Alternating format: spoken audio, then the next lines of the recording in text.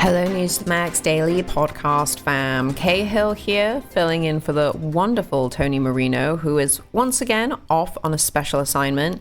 The date is Tuesday, May 20th, 2025. And can you believe we're already almost halfway through the year? And what a year it's been already. I don't really want to go back through it because we don't have time right now. Just in the last 24 hours, our news cycle has been deluged with one big story. In fact, it's such a big story, I'm wondering what other story is being covered up by this story. I assume it's probably the Her tapes. Anyway, we can make a whole episode about that. I'm, of course, talking about former President Joe Biden's stage 4 cancer diagnosis. Before we do anything, I just want to pray for our former president's health. I think that's something we could all just take a beat to do. And really, I want you to hear our hosts and their guests speak on this today. I'm going to start with someone, well, quite frankly, if it weren't for this person, I wouldn't be here today. He's one of the most influential voices in modern medicine and media. He's also technically still my personal doctor. I actually spent my COVID Thanksgiving at his house with his wife. So that was a pretty cool story. Again, don't have time to get into that one. So, well, that's pretty much the whole story, actually. Dr. Drew. It's Dr. Drew who joined Rob Schmitt last night. So let's hear what this legend has to say about this, massive story. Think of the people who were running that White House and how incredible it was for them to have never run for elected office once in their life, to have a decaying puppet that they could manipulate. Imagine the unelected power that they were able to feel because they were there to prop up Joe Biden, pushing him into the White House, pushing their own radical agenda on a clueless, elderly Trojan horse. Dr. Drew Pinsky is a medical expert as well as a prostate cancer survivor. He joins us now to talk about the medical side of this. And, sir, it's good to have you on. A week ago, Biden announced a small nodule that was found on his prostate after a routine physical. Yes. Now, all of a sudden, it's metastatic, it's aggressive, it's in his bones. What do you make of this? Well, that actually is what tipped me off. But for one thing, we don't even do the digital rectal exam anymore. We follow PSAs. And so this whole notion that somebody who's the president of the United States, who's getting the best quality health care, we just happened upon a little nodule during the workup, and boom, all of a sudden it's metastatic disease. No, just everything you said in your monologue was absolutely correct and accurate. It doesn't happen like that. What's even more interesting is speculating that indeed he probably has had, I'd say, less than 2% chance that he presented with metastatic disease, maybe even below that. Only time I've ever seen that happen is that people who aren't getting regular health care. But the really interesting speculation would be perhaps he has had it for a couple of years, and once it gets away to the bones, it's metastatic disease. The treatment is androgen deprivation therapy, and the side effects of that are cognitive slowing, cognitive decline, loss of muscle mass, and falls. Did we not see evidence of that over the last 2 years? It would explain a lot. Those PSAs you're talking about, the White House was not revealing that test in Biden's, when they would release Biden's whatever health records they would release on him when he was president. They weren't showing us that, were they? And of course that was being done every year. Of course it was. And they need to be. Look, the people who want to push back and say, he's entitled to his confidential health care. I call BS on that. If somebody is climbing into the seat of an aircraft to pilot that plane and I see evidence of impairment, I have not only a right, I have an obligation to ask questions. We all have obligations as citizens in this ship to understand what is going on in the person in the pilot seat. And to not do so, I would call that immoral. You were diagnosed with early stage prostate cancer yourself. You are now cancer free, and we're very happy to hear that. There is a doctor's office inside the White House. Nobody gets better care than a president of the United States. Correct. They have Walter Reed. They're not showing the PSAs, as you just said. Do you think they've known about this for years? The evidence suggests that. Of course, I don't know him. We only wish him the best. But the reality is you don't find a small nodule and then magically have metastatic disease. That is If somebody shows up after 3 years of lack of supervision, maybe. But it just doesn't happen like this in somebody who's being supervised. And as you said, there's a smoking gun here. Well, where have the PSAs been? Where have they been? And what was the treatment he got? And when did it start? And what other conditions does he have? We need to know that. And in the day of them gaslighting and blowing smoke at us must stop. We have to get to the truth to make sure this never happens again. Something else. It really is something else. Dr. Drew, we appreciate it, sir. Thank you. Sure. Appreciate it. Listen to our second clip of the show, Carl Higbie's monologue from Frontline. Well, you know, this is Carl, and it's, as Carl always is, just magic. Turns out the government probably most definitely lied to us again. I know you'll be shocked by this, but we, as of this morning, have significantly more information that could any reasonable person, honestly, could reach the conclusion that Joe Biden was never, not at the end, never fit for office, or even worse, the reason we thought. First, and I'll get to the cancer diagnosis in a second and whether or not it was deception, incompetence, or a medical error, but the Her tapes first are 100% deception. They were leaked over the weekend. A bold-faced lie to the American people. And anyone who dared challenge that and say Biden wasn't fit for office was excoriated by the left. He's fine. All this right-wing propaganda that his mental acuity has declined is wrong. Strategic thinker. This is a very sharp president. I have complete confidence in the president. I have watched him expertly guide meetings. F you if you can't handle the truth. This version of Biden is the best Biden ever. And keep in mind, Merrick Garland was under oath when he made that statement, too, so maybe that should be looked at Pam Bondi. And it turns out that, as you and I all knew, Biden wasn't fit at all. I mean, like, I'm going to prove this to you, and I'm going to prove that they were all lying about it. Remember when the White House released the transcripts to the Her interviews and said, oh, that's all, because it showed everything we need to show, right? For one, the transcripts, as you all know, is already out there. This was taken by determination. The president took the determination at the request of the attorney general, and wanted to make sure the attorney general wanted to make sure that that law enforcement files like these must be protected. So turns out the transcripts were doctored.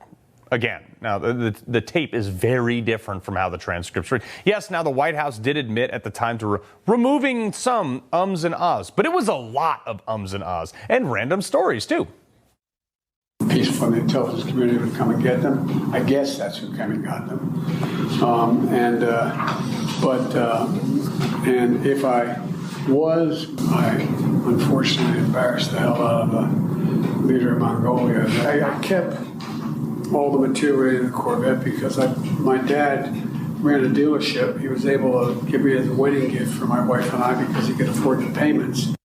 And from Mongolia to paying the car payments on his, I mean, like, some of these answers went on for like 12 minutes, meandering through all kind of garbage and nonsense. He couldn't even remember when his son died. What was happening, though, one month ago died, May 30th, 2018. Was it 2015 he died? 2015. I think it's 2015. I'm not sure the months are, but I think it was. Yeah. That's right, Mr. President. Couldn't remember the year. He also couldn't remember when he was vice president. It was 2013. When did I stop being vice president? 2017. So I was vice president.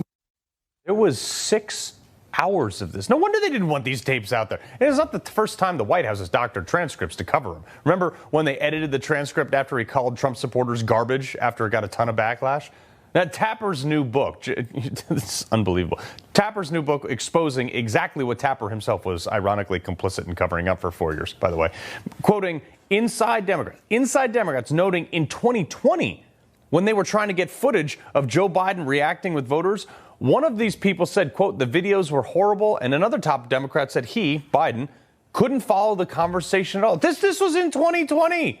And when we saw it with our own two eyes, they called it cheap fakes. They are cheap fakes video.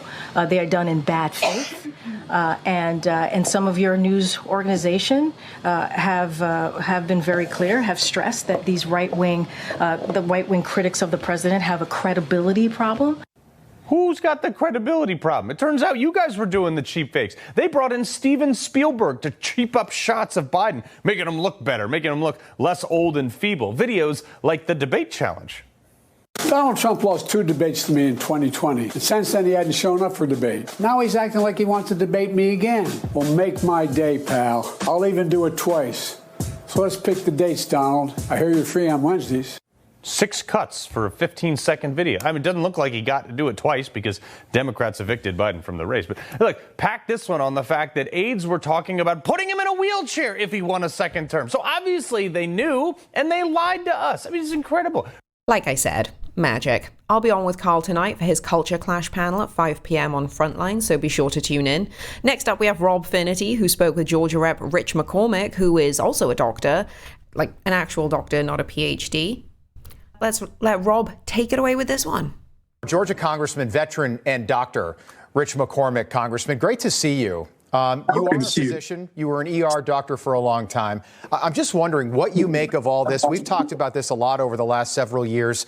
Do you believe that his doctors and his family just found out about this diagnosis earlier this month? Or do you believe that he's been dealing with prostate cancer for a long, long time? It'd be hard to believe that he didn't have an examination or symptoms that didn't have something that would indicate prostate cancer, especially this kind of cancer, poorly differentiated, something that's metastatic, something that would affect him symptomatically by now. I understand symptoms come later in the disease, but it is way late. He's stage 4. He's got maybe about 3-4 years left. That's in a good case. He's 82 years old. Everybody can see his mental decline. That was not a big surprise for anybody. The general public can make that judgment for themselves. The fact is, his policies weren't the problem. We knew he was going to give us liberal policies. That's not what we're arguing about. We're acting on the fact that he could have had to make a decision about a nuclear war or arms race between somebody, things that presidents have to make on the spot that can't be advised, have to actually have some sort of cognitive ability on the fly, and he didn't have that, and that's egregious. Dr. Zeke Emanuel, Rahm Emanuel's brother, a Democrat, an oncologist, he said this morning that Joe Biden may have gotten this diagnosis 10 years ago. His Gleason score is a 9. If you're president, is something like that ever discovered this late in the game? Only if you have a really bad doctor. Right. And I can't believe that the president of the United States would have a doctor who's not paying attention to scores, actually doing an examination, not actually paying attention to symptoms. It's very surprising to me that you wouldn't have caught this earlier. And if he did get this diagnosis 10 years ago, and this is metastasized to his bones, Dr. McCormick, the truth is that he might not have much time left. Oh, he almost certainly has no time left, and certainly not for this presidency. He would have been distracted. He was going to be replaced. I think that was their plan all along. Quite frankly, if they would have been able to win this election and keep him in the race, that's what they would have done. They would have replaced him with Harris later on. That was their plan all along. You all know she was a horrible candidate. He maybe had a better chance if he could actually have some sort of cognitive ability separate from the cancer he had. But he didn't have that ability. He couldn't debate. It was so obvious to the American people they had to be replaced, and much to their demise when it came to the election. So you think that the plan was to get him elected, get him over the finish line, put him in a wheelchair, release the cancer diagnosis, and then anoint Kamala queen of the world? By deductive reasoning, that's the only thing that really makes sense. Now, I can't say that's for sure, but if you look at what's happening here, what they did to cover up his cognitive decline, what they did to cover up stage 4 cancer, which I don't believe they just found out about, but maybe they did. But that means they had a really bad doctor involved. And I'm sure that's something their family's going to have to deal with. But shame on them for putting him in front of the American people as the best choice. Dr. McCormick, and I just want to ask you this because we've literally talked about this for almost 5 years. Now that the horse is out of the barn, what do you think is the other half of this story? What else is he dealing with? Why cognitively is he so far gone? He's just, and not everybody ages the same. You look at President Trump, he's not that far behind, but he is sharp. He remembers everything. I've talked to that guy about every kind of topic on the fly. That guy remembers everything. He's constantly stimulating his brain. Not everybody ages the same way. Joe Biden just didn't age well. I think he has dementia, if not Alzheimer's or Lewy body dementia. He has something going on that's obviously affected him in dramatic ways. Congressman, great to have you on this evening. We appreciate it. Rich McCormick of Georgia. We'll have you back soon. Thank you, sir. This is why we listen to smart people on Newsmax and not those dingbats in establishment media. Seriously. Just brilliant stuff there from Rob and the congressman. And our final clip today comes from Greg Kelly, who delivers our final report on Biden's cancer cover-up. And this one's kind of sad, actually, guys. I can't believe his family and whoever else around him put him through this. Joe Biden is leaving the scene the way he came in, as a total, complete, corrupt, depraved liar. Look, I hope he lives to be the age of 120 and dies peacefully, surrounded by family and friends, but that does not appear likely right now. Given that, well, most of the experts and most people with common sense figure that this cancer thing is something he's been dealing with for a very, very long time and not telling the American people. That's been the theme of Joe Biden's life, really, his political life. No respect for the people, can get anything by them. And how about, for whatever reason, it's strange, it's bizarre, half the culture, our media apparatus, doing whatever it could to defend and support and look the other way, whether it's the health, whether it's the brain, whether it's the issues with the laptop. You know, Hunter, Joe Biden has never been asked directly about the Hunter Biden laptop. All the interviews he sat through, all the formal press conferences. Mr. President, the laptop has been verified by everybody. Care to comment? Something? How did he get away with it? Well, actually, he's not getting away with it. And eyes have been opened. Now, not around here. You and I, we've known this for a very, very long time, haven't we? So, did you see the statement? And yeah, I don't like it when anybody gets sick. Now, the statement itself that Joe Biden has cancer was, like Joe Biden, probably dishonest, bizarre, and weird. Let's go through it, huh? Here are the tells. Here are the things that experts are telling me, well, there's something wrong here. He's experiencing increasing urinary symptoms. All right, that might happen. But basically, in the history of statements about politicians with cancer, they never, ever, ever go into this kind of detail.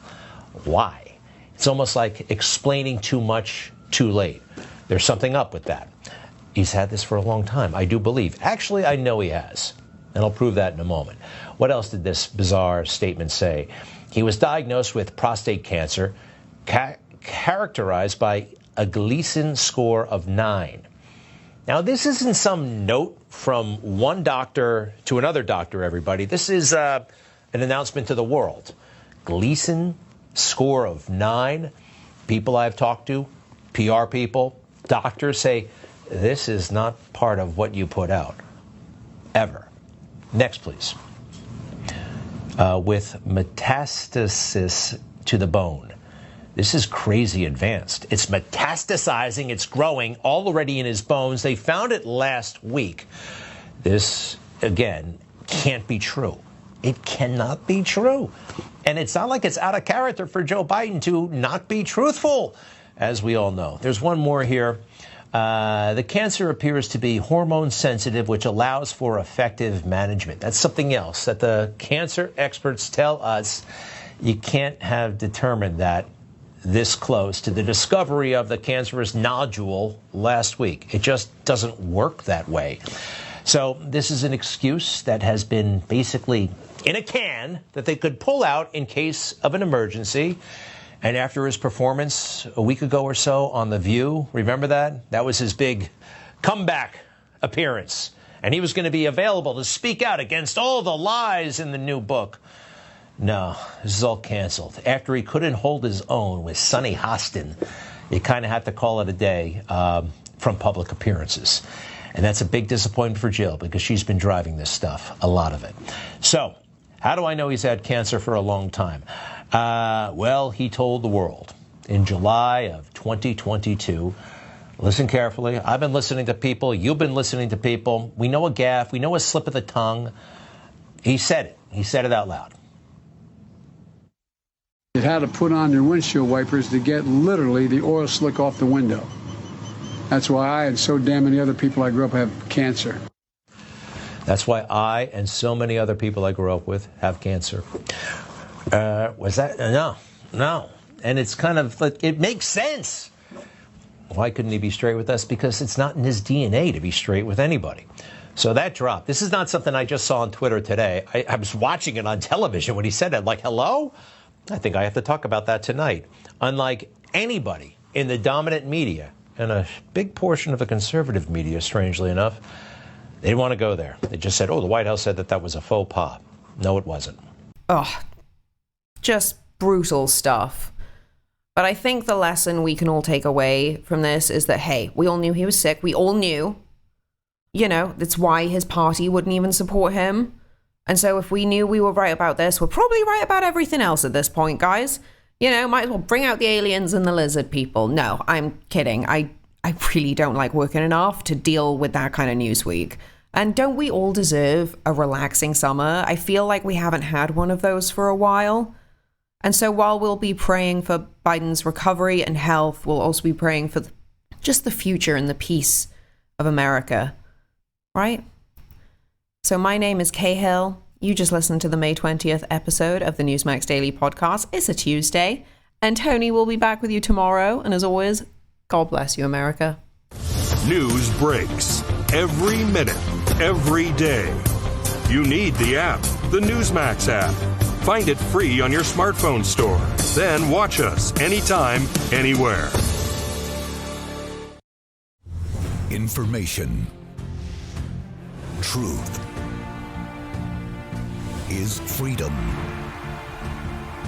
Is Newsmax. It's real news for real people.